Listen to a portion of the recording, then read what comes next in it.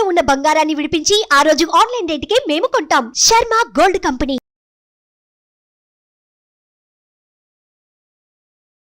నమస్తే, welcome to Suman TV. నేను మీ యామ్ని. ప్రస్తుతం మనతో ఉన్నారు జ్యోతిష వాస్తు శాస్త్రంలో మొట్టమొదటిసారిగా పట్టా తీసుకున్న తొలి తెలుగు మహిళా పంచాంగకర్త, మహా ఉపాధ్యాయులు డాక్టర్ ఈడ్పుగంటి పద్మజారాణి గారు ఉన్నారు. అమ్మతో మాట్లాడదాం. క్రోధినామ సంవత్సరంలో అసలు 12 రాశుల వారికి ఏ విధంగా ఉంటుంది, ఈ విషయాలు కూడా మనం అడిగి తెలుసుకుందాం. అమ్మతో మనం మాట్లాడదాం. నమస్తే అండి. నమస్కారం. అమ్మ, ఈ క్రోధినామ సంవత్సరంలో అసలు ధనుస్సు రాశి వారికి ఏ విధంగా ఉంటుంది, అలానే ఈ రాశి వారికి సంబంధించి ఆదాయం కానీ వ్యయం, రాజపూజ్యం, అవమానం గురించి తెలియచేయండి అమ్మ. ముందుగా మనం ఈ రాశి ఫలితాలు తెలుసుకునేటప్పుడు కూడా కొన్ని ముఖ్యమైన విషయాలు కూడా ఇక్కడ మనం తెలుసుకోవాలి. మొట్టమొదటిగా ఏంటంటే, ఈ రాశి ఫలితాలు అనేటప్పుడు గ్రహ సంచారం ఎలా ఉంది, ఎందుకంటే ఇది గోచార ఫలితాలు ఇవి కాబట్టి గ్రహ సంచారం ఎలా ఉందన్నది ప్రతి రాశి మనం తెలుసుకుంటాం. రెండోది వచ్చేటప్పటికి ప్రతి వ్యక్తికి జన్మ జాతకం అని ఒకటి ఉంటుంది. అంటే పుట్టినప్పుడు జాతకం వేయిస్తారు, దాన్ని బట్టి వాళ్ళకి ఏ దశలు నడుస్తున్నాయి, అంతర్దశలు నడుస్తున్నాయి, అది ప్రధానంగా సాగుతూ ఉంటుంది. చాలామంది వేసుకునే ఉంటారు. కాబట్టి దాన్ని బట్టి ఏదన్నా అంటే నడిచే దశలు ఏంటి, అంతర్దశలు ఏంటి అన్నవి చూసుకుంటూ పెడతారు. అది మాత్రమే కాకుండా ఈ గోచారాన్ని సంవత్సరం కలిపి చూసుకోవాలి. కానీ కేవలం గోచార ఫలితాలు బట్టే, నామ నక్షత్రాలు బట్టి కానీ, అంటే గోచార ఫలితాలు ఎలా చూసుకుంటారు, చాలామంది వాళ్ళ నక్షత్రం తెలుసో లేకపోతే నామ నక్షత్రం ప్రకారమో రాశి ఫలితాలు తెలుసుకుందాం అని అనుకుంటారు. ఆ తెలుసుకునే ముందు వాళ్ళ అసలైన జాతకాన్ని కూడా కలిపి చూసుకున్నప్పుడు ఫలితాలు బాగుంటాయి. ఎందుకంటే ఇది కామన్గా చెప్పేది కదా. అలా కాకుండా కేవలం ఈ గోచార రీత్యా ఫలితాలను మాత్రమే చూసుకొని ప్రధానమైన నడిచే దశ అంతర్దశలని చూసుకోకపోతే కరెక్ట్ కాదు. ఎందుకంటే అది చూసుకున్నప్పుడు ఆ నడిచే దశలు అంతర్దశలు బాగుండి అన్ని రకాలుగా బాగున్నప్పుడు ఇందులో ఏదైనా చిన్నపాటి అశుభ ఫలాలు ఉన్నప్పటికీ కూడా దీన్ని ఓవర్కమ్ చేసేయచ్చు. చిన్న పరిహారాలు చెప్తాం కాబట్టి. అంతేగాని ప్రధానమైనది చూసుకోకుండా దీంట్లో ఉన్నవి చూసి కంగారు పడి, అంటే అమ్మో మాకు ఏలినాటి శనో లేకపోతే అష్టం శనో అలా కంగారు పడవలసిన అవసరం లేదు. ఎందుకంటే ఈ గోచార రీత్యా ఫలితాల బట్టి మనం చేసే పరిహారాలు శ్లోకాల రూపంలోనో ఏదో చిన్నవి చేసుకోగలం. ప్రధానమైన జాతకంలో ఏ రకమైన సమస్య లేనప్పుడు దీని గురించి అంతగా చింతించక్కర్లా, ఏ రాశి వాళ్ళకైనా అన్నది కూడా ప్రధానంగా అందరూ గుర్తుపెట్టుకోవాలి. అంటే ఇదే కాదు, ప్రధానం వాళ్ళ జాతక చక్రాన్ని కూడా కలిపి చూసుకోవాలి. అప్పుడే దాని యొక్క ఫలితాలను మనం అన్వయించుకోవాలి అన్నది కూడా ఒకటి గుర్తుపెట్టుకోవాలి. ఈ ధనస్సు రాశి వాళ్ళకి ఈ సంవత్సరం ఆదాయం 11, వ్యయం 5, రాజపూజ్యం 7, అవమానం 5, రెండు కూడా వీళ్ళకి బాగున్నాయి. ఆదాయం అనేది అనవసర వ్యయం కాకుండా ఉండడం అనే అవసరం ఏం లేదు. ఆదాయమే అధికంగా ఉంది. ఉన్నప్పటికీ ఇది పుణ్యం ధనం రూపంలో ఖర్చు అయిపోకుండా ఉండడానికి వీలైనంతవరకు ఏదైనా అన్నదానాలు రోజు, అది అంటే ఏ విధంగా అంటే ఇంట్లో దేవుడి దగ్గర 2 చిన్న గ్లాసుల్లో రోజు గుప్పెడు బియ్యం వేసి దాన్ని ఒక 10 రోజులకో 15 రోజులకో అన్నదానం జరిగే ప్రదేశాల్లో కానీ, ప్రసాద వితరణ జరిగే ప్రదేశాల్లో కానీ ఇవ్వడం వల్ల ఆర్థికంగాను ఆరోగ్యపరంగాను బాగుంటుంది. ఇతరులలో దైవాన్ని దర్శిస్తూ పుణ్యబలాన్ని పెంచుకుంటూ గౌరవాన్ని ఇంకా పెంపొందించుకుంటూ ముందుకు వెళ్ళచ్చు. ఇక వీళ్ళకి గురుడు అనేది సంవత్సరం ప్రారంభం నుంచి దాదాపుగా మేషరాశిలో ఉండడం జరుగుతుంది. ఆ మేషరాశిలో ఉన్న సమయంలో వీళ్ళకి ఎలా ఉంటుందంటే ఆలోచనలు బాగుంటాయి, ఆర్థికంగా బాగుంటుంది, సంతాన అభివృద్ధి పరంగా ఉంటుంది, పుణ్యబలం బాగుంటుంది, ఆశించిన స్థాయిలో వీళ్ళకి పనులు ముందుకు పెడతాయి. అంటే ఒక వృత్తిపరంగా కానీ దేని పరంగా అయినా అభివృద్ధి అనేది వీళ్ళకి ఖచ్చితంగా ఉంటుంది.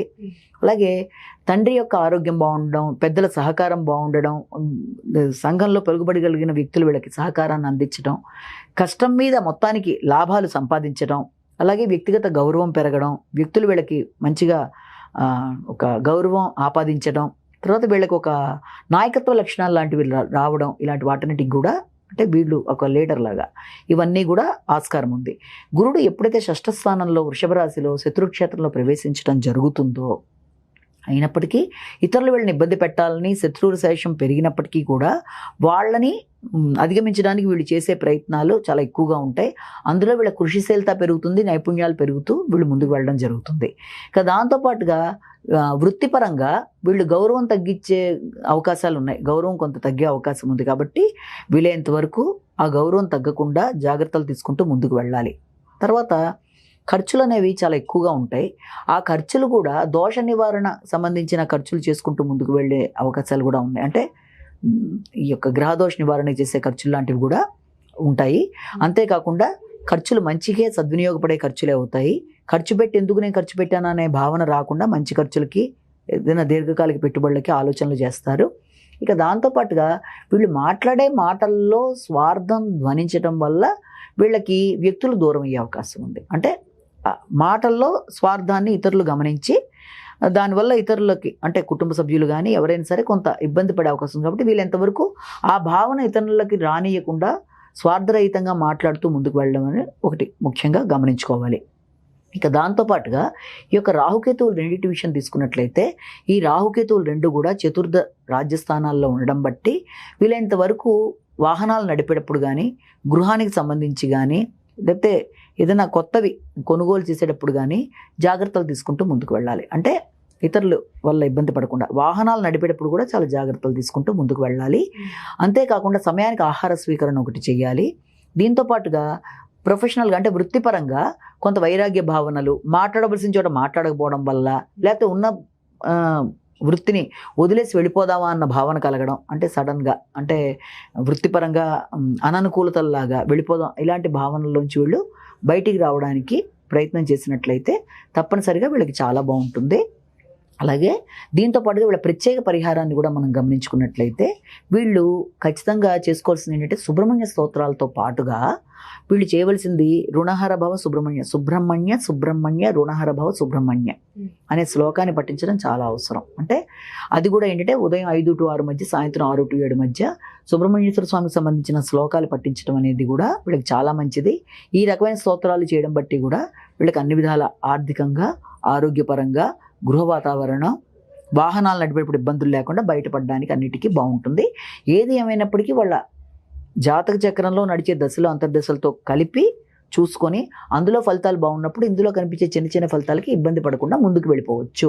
ముఖ్యంగా ఈ రాహుకేతువుల గురించి ఇప్పుడు మనం మాట్లాడుకుంటున్నప్పుడు ఇంకొక విషయం ఏంటంటే వీళ్ళకి విద్యార్థులకైనా విద్యాపరమైన అంశాల మీద ఎక్కువ శ్రద్ధ పెట్టాలి.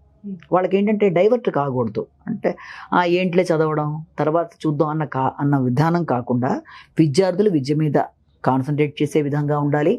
విద్యలో వాళ్ళు మర్చిపోకుండా ఉండడానికి కూడా ఖచ్చితంగా శ్రీ హయగ్రీవాయ నమః అనే శ్లోకాన్ని పఠించడం చాలా మంచిది. అంతేకాకుండా ఈ యొక్క కేతు గ్రహం వల్ల వైరాగ్య భావన అనేది వృత్తిలోకి ప్రవేశించకుండా జాగ్రత్త పడాలి. ఎందుకంటే వృత్తి అనేది చాలా ప్రధానమైంది కాబట్టి వృత్తిలోకి ప్రవేశించి ఇక వద్దు ఈ వృత్తి వదిలేద్దాం లేకపోతే కొత్త వృత్తిలోకి పెడదాం అనే భావనలు కానీ, లేకపోతే వృత్తిలో వాళ్ళ వల్ల వాళ్ళు ఆశించిన స్థాయిలో వీళ్ళు ఉండటం లేదన్న భావన వీళ్ళకి కలిగి దాని మీద వైరాగ్య భావనలకు కానీ అవకాశం ఉండడం, లేకపోతే వృత్తి స్థానంలో ఇతరుల యొక్క ప్రవర్తనల వల్ల వీళ్ళు ఇబ్బందులకు గురయ్యి లేకపోతే ఆ వృత్తి వదిలేద్దాం అనే వైరాగ్య ధోరణి లాంటివి, లేకపోతే కొంతమంది ఉద్యోగం చేసే వాళ్ళకి విఆర్ఎస్ తీసుకుని వచ్చేద్దాం అన్న భావన, అంటే వృత్తిలో స్థాన చలనాలు కానీ వృత్తి వదిలేసి వచ్చేద్దాం అనుకున్న భావనలు కానీ ఇలాంటి వాటన్నిటికీ ఎక్కువ అవకాశం ఉంది. కాబట్టి వీళ్ళంతవరకు వీళ్ళు గణేష నమస్తుభ్యం ఆరోగ్యం దేహమే సదా అనే శ్లోకాన్ని పఠించడం ఒకటి చేయాలి పరిహారంగా.